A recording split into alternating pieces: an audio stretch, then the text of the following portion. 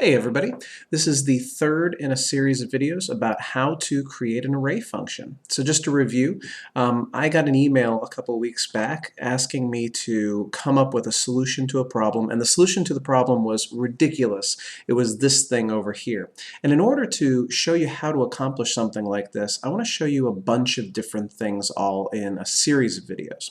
So we're going to do some stuff about nesting functions. This is the video about if and we still have index and match coming, and then we move over to what an array function is and how we can use one. If you want to go ahead and check the videos about how you nest a function and how you nest functions with the if-error function, you can click the links that are on the screen right now. This one is if and the future videos will be there very shortly. So if and, the two functions that we're going to use today, both do very interesting and useful things. The if function, for example, will test whether something is true or not. And so you might ask the question, did this client purchase more than $500 worth of products? And the answer to that is either yes or no, of course. And if it's yes, then you have something that allows you to output whatever you want. And if the answer is no, then you have something that allows you to output whatever you want. The only limitation with the if function is that it only allows you to use one logical test. So if you needed to know whether the client had bought more than $500 worth of product and whether that client was based in California, it couldn't do that. In order to make that happen, you need the AND function. The AND function is another logical function, but what it does is it allows you to create multiple tests. Test number one, test number two, and keep on going basically for as long as you like. So for example, you could say, did this client spend more than $500?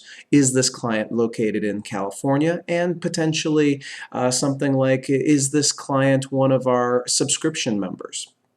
Now the problem with the AND function is that all it does is say true or false. It doesn't allow you to have a special type of output in the situation where it's true or a special type of output for false. So what we're going to do is we're going to actually make these two functions play together by nesting them together. So the if function does its job by saying if something is true, go ahead and do something special in the case of true, and if it's false, do something special for false. And it also needs something to allow for multiple different criteria, and that's where the AND function comes in. So we nest the AND function in the logical test box, and we're good to go. Let's see that in action. So here, let's say that if we had a patient who was overdue on their payments, and also the result of the appointment was that they needed a further procedure, then what we might need to do is test two separate things. Test whether the result was a procedure and test whether they're overdue. So we're going to use two logical functions together. The first is the if function, if something is true. But again, the problem is that in the case of if, we only allow for one criteria. So instead, we're going to use the AND function to allow for both criteria that we're interested in. So we type AND into the if box right here, and then we tell it what two different criteria we're interested in.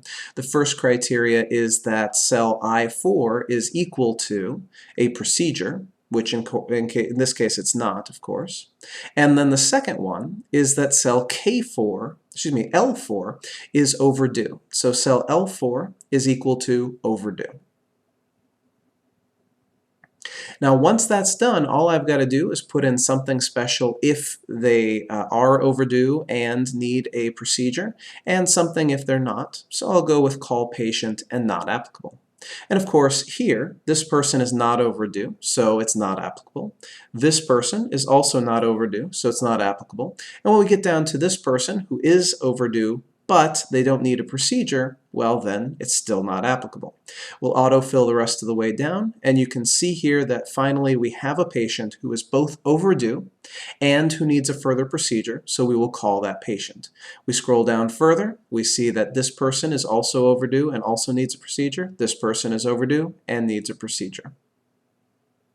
And so those two things, if and work together in order to create a multiple criteria test and have some kind of output. All right, that's it for today. I appreciate your time. Be tremendous at what you do.